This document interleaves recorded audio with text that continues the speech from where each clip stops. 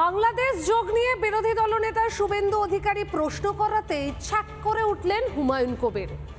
জনতা উন্নয়ন পার্টির প্রধান বলছেন তিনি নাকি ঢাকেশ্বরী মন্দিরে গিয়েছিলেন হিন্দু ধর্মাবলম্বীদের কোনো সমস্যা হচ্ছে কিনা সেটা জানার চেষ্টা করেছিলেন। আচ্ছা, হুমায়ুন কবির যাকে জ্যান্ত পুড়িয়ে মারা হয়েছিল সেই দীপু দাসের বাড়িতে গিয়েছিলেন? প্রশ্ন রইল। সনাতন ধর্মাবলম্বী মানুষের ঢাকাতে ধর্ম আচরণ করতে বা এই প্রকাশ্য ধর্ম করতে কোনো অসুবিধা হয় কিনা উনি নিজে আমাকে বলেছেন কোনো অসুবিধা হয় না। কত ধানে কত চাল হয়, 2 ঘন্টার মধ্যে তোমাদেরকে যদি ভাগীরথীর গঙ্গায় না ফেলতে পারি রাজনীতি থেকে সরে যাব। বাবা, এ তো ভূতের মুখে রাম নাম। ভোটের আগে হুমায়ুন কবিরের হঠাৎ হিন্দু প্রেম।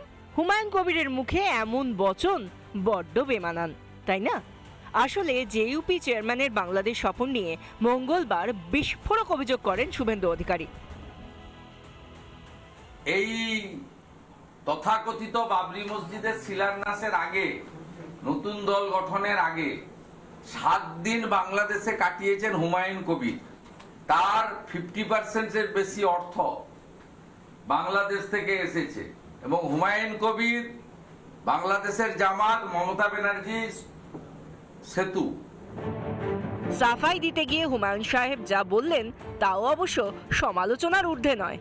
ঢাকেশ্বরী মন্দির পুরোহিত মশাইয়ের কাছে গিয়েছি, ওনাকে প্রণাম করেছি, ওনাকে জিজ্ঞেস করেছি যে ওনাদের সনাতন ধর্মাবলম্বী মানুষের ঢাকাতে ধর্ম আচরণ করতে বা এই প্রকাশ্য ধর্ম করতে কোনো অসুবিধা হয় কিনা উনি নিজে আমাকে বলেছেন কোনো অসুবিধা হয় না।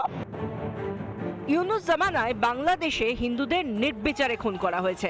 কই, তখন তো হিন্দুদের জন্য কোনো দরদ হয়নি হুমায়ুনের। তখন কি জামাতি আর আপনার ফর্মুলা মিলে যাওয়াতেই মুখে কুলু পেটেছিলেন? জেইউপি চেয়ারম্যানকে পাল্টা বিঁধেছে বিজেপি। উনি পূর্ণিমা শীলের বাড়িতে গেছিলেন বাংলাদেশে, দীপু দাসের বাড়িতে গেছিলেন বাংলাদেশে, চিন্ময় কৃষ্ণ প্রভুর আশ্রমে গেছিলেন দেখা করতে। ঢাকেশ্বরী মন্দিরের পাশে যে রমনার কালীবাড়ির মন্দিরটা ছিল, উনি সেখানে যান। ওনার বাপ ঠাকুরদারা যেটাকে ভেঙে গুঁড়িয়ে তছনছ করে দিয়েছিলেন, 800 বছরের প্রাচীন কালী মন্দির, সেখানে যান। এসব নাটক কাকে দেখাচ্ছেন? শুভেন্দু অধিকারী যদি ভুল বলেন তাহলে তার বিরুদ্ধে মানহানির মামলা করছেন না কেন? মিডিয়ার সামনে গরম গরম কথা বলে ভোটের আগে কি নাম্বার বাড়াতে চাইছেন হুমায়ুন কবির? রিপাবলিক বাংলা।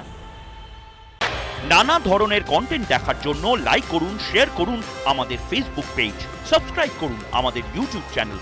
পাশাপাশি অন্যান্য ব্রেকিং নিউজের জন্য অবশ্যই চোখ রাখুন রিপাবলিক বাংলায়।